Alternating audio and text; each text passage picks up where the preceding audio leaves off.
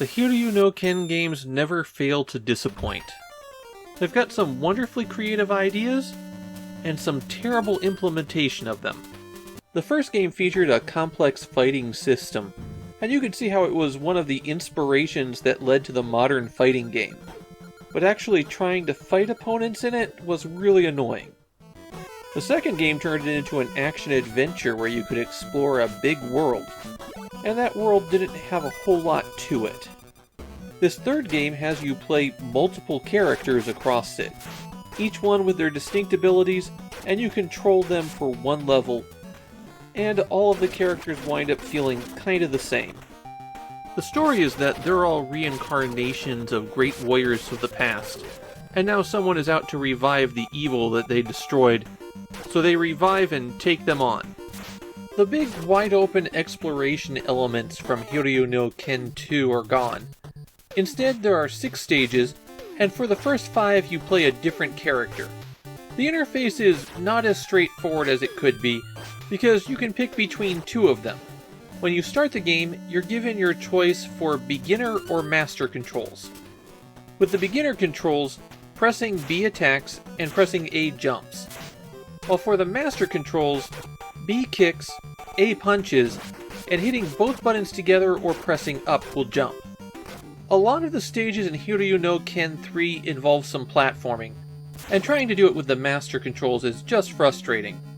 When you start the game, you're given your choice of 3 difficulty levels, and if you choose the easiest one, the game actually starts with a tutorial and a recap. The recap is the climactic fight from the first game, and it serves to let you put into practice the one-on-one fighting controls. Just like the previous Hiryu no Ken games, you'll see dots appear on yourself or on the opponent. If it's on you, then you have to push either up, forward, or down to block the incoming enemy attack. While if it's on the enemy, you push in that direction and hit one of your attack buttons to strike at their vulnerable point. There's a few special moves that you can perform as well. If the dot is blue, you can press down and hit both buttons at the same time to perform a throw. And if there's an R, then you can strike at that point repeatedly. You have a power meter that builds up as you successfully hit and block attacks, and it goes sharply down if you ever get hit. If you manage to fill it up, which requires about a dozen consecutive successful attacks and blocks, then you gain a couple special moves. If you're in the side-scrolling action segments, then your kicks will send out a wave attack. And if you're in a one-on-one fight, then you can press up A and B simultaneously to perform the Hiryu no Ken, which is a flying spinning kick. Occasionally bottles will fly out, or be dropped by enemies, and these will recover a small amount of your health. You can also smash bricks to find power-ups.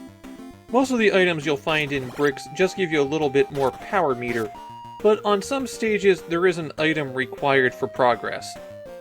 Hiryu no Ken III is a well-known game among Japanese players, but it's not a popular one. And the reason for that is the game is absurdly hard, even on the easiest difficulty.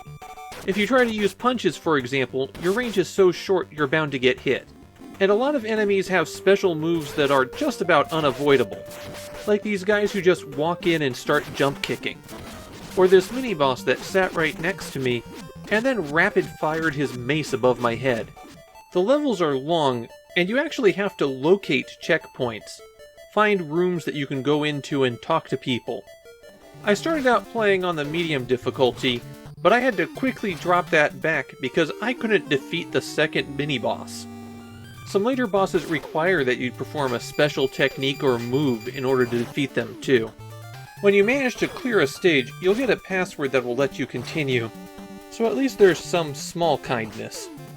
There isn't that much to say about Hiryu no Ken III. The stages are boring, the enemies are boring, and it feels like the game is rarely playing fair with you. Even on the easy difficulty, you have to have amazingly sharp reflexes to stand any kind of chance in the one-on-one fights. And as you're running around, enemies have a bad tendency to just drop on top of you. Your reach and attacks are kind of pathetic. And even though there's 5 characters, when it comes to how they play, I can't really tell them apart. We've got one more Hiryu no Ken game to go on the Famicom, But this is the end of the numbered series. From this point on, the games are going to change their focus.